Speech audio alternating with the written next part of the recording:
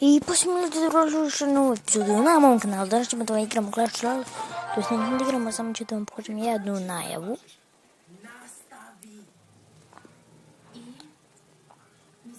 I idemo.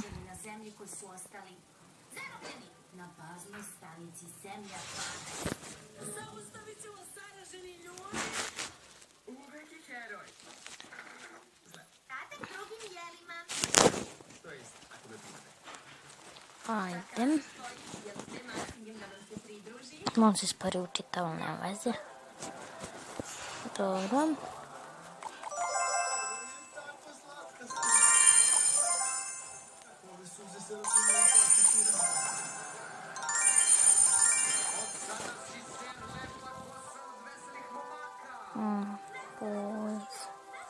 Za YouTube. I da vidimo šta je to reklamiram, barem imati 10 kruna dnevno, hvala na pažnji, dobro. I da, inače, neću sad da otvoram časove da mi se ova 2 silver časa da bude malo zanimljivi klip.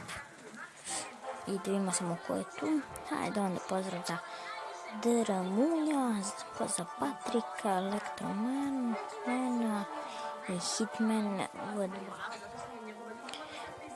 I